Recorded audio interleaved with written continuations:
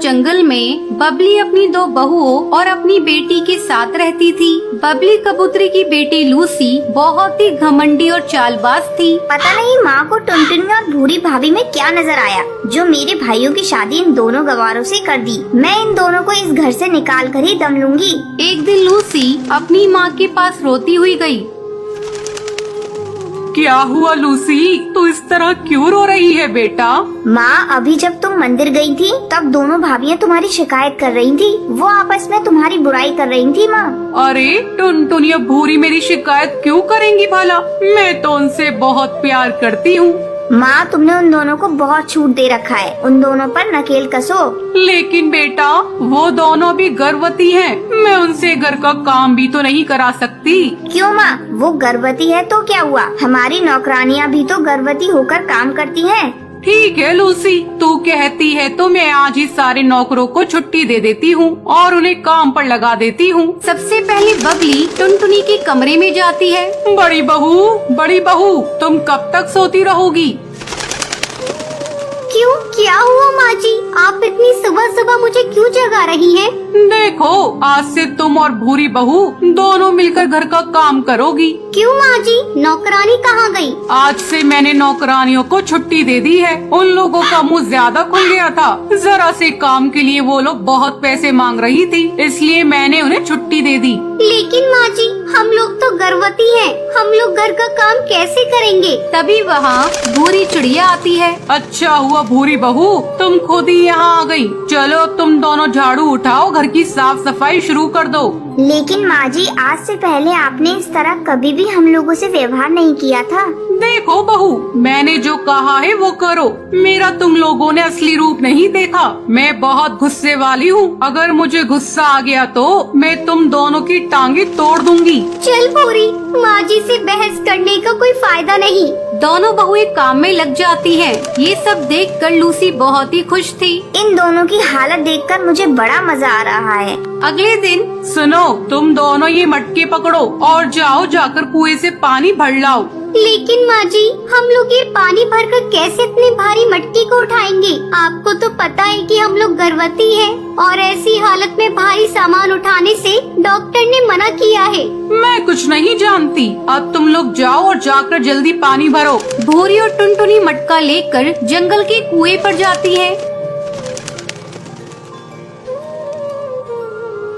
जंगल की चिड़िया उन्हें देखकर कहती हैं, हे भगवान, ये बबली कैसी सास है। उसे अपनी बहुओं पर जरा भी दया नहीं आती। देखो तो, इन गर्भवती बहुओं को पानी लाने के लिए कुओं पर भेज दिया।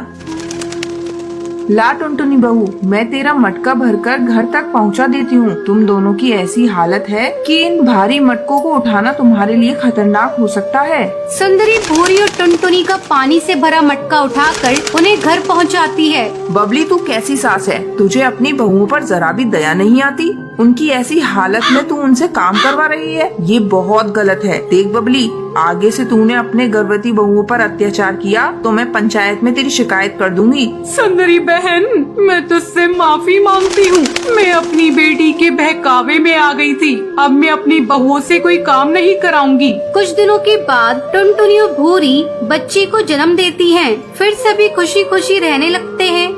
चंदनवन जंगल में कालू कौआ मुन्ना बास के यहाँ काम करता था। तभी एक दिन उसे फोन आता है। हेलो, क्या मेरी बात कालू कौए से हो रही है? जी, आप कौन? कालू कौए, मैं भरोसेमंद कंपनी से बोल रही हूँ। आपने हमारी कंपनी में जॉब के लिए इंटरव्यू दिया था। आप सिलेक्ट हो गए हैं, लेकिन आपको सुंदरवन जंगल शिफ्ट होना पड़ेगा और आपकी सैलरी पूरे 1 लाख रुपए महीना होगी। ये सुनकर कालू कौआ बहुत खुश हो जाता है और जॉब के लिए हाँ करके अपना सामान पैक करके अगले दिन सुंदरवन जंगल के एक घर में किराए के कमरे में रहने लगता है। तभी उसकी माँ सरला कौवी का फोन आता है। और बेटा कहाँ है? अभी तुझे कमरा मिला या नहीं? माँ, मुझे कमरा मिल गया। जो इस घर का मकान मालिक सोनू कबूतर था, उसे बहुत जल्दी थी यहाँ से दूसरे जंगल जाने के लिए, इसलिए मुझे कमरा जल्दी मिल गया। बेटा ये वही कमरा तो नहीं जिसके बारे में तूने बताया था? हाँ माँ, क्या हुआ? तुम इतनी परेशान क्यों हो गई? बेटा तू वहाँ से चला जा, उस घर में भूत प्रेत रहते हैं। मेरी पड़ोसन की बेटी सुंदरी वहीं पर रहती है, उसने बताया है मुझे। माँ तुम जानती हो मुझे इन भूत प्रेतों पर विश्वास नहीं है। चलो मुझे बहुत काम है, मैं रखता हूँ। ऐसे ही काफी दिन गुजर जाते हैं। अब रोजाना कालू कौवे के साथ अजीब अजीब हादसे होते थे। एक दिन उसे किसी चिड़िया के रोने की आवाज सुनाई देती है।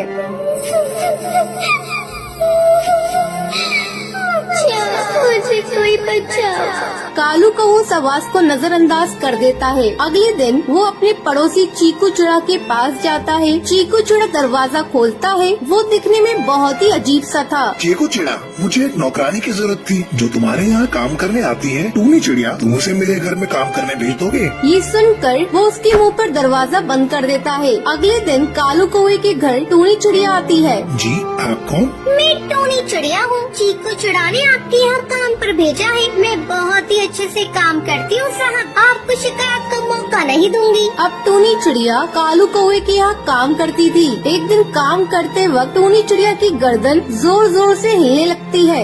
ये क्या कर रही हो टूनी? कुछ नहीं साहब, आप बताइए आपको कुछ काम था? कालू कौवा इन सब हादसों से डर जाता है और वो घर में पूजा करने की सोचता है। अगले दिन वो पूजा की थाल लेकर पूजा कर रहा होता है। तभी टूनी चिड़िया अपने असली रूप में आ जाती है।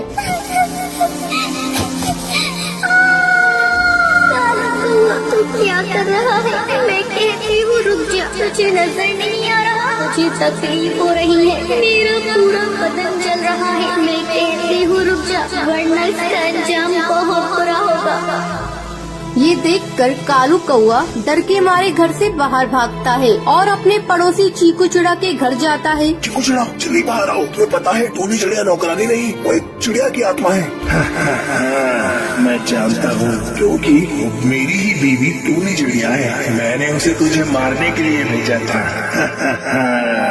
टूनी चिड़िया उड़ते हुए वहाँ पर आती है। उस घर में हमें मारा गया था। उस घर में जो आएगा वो बचेगा नहीं, हम उसे मार देंगे। अब तेरी बारी है कालू कौवा, तुझे कौन बचाएगा?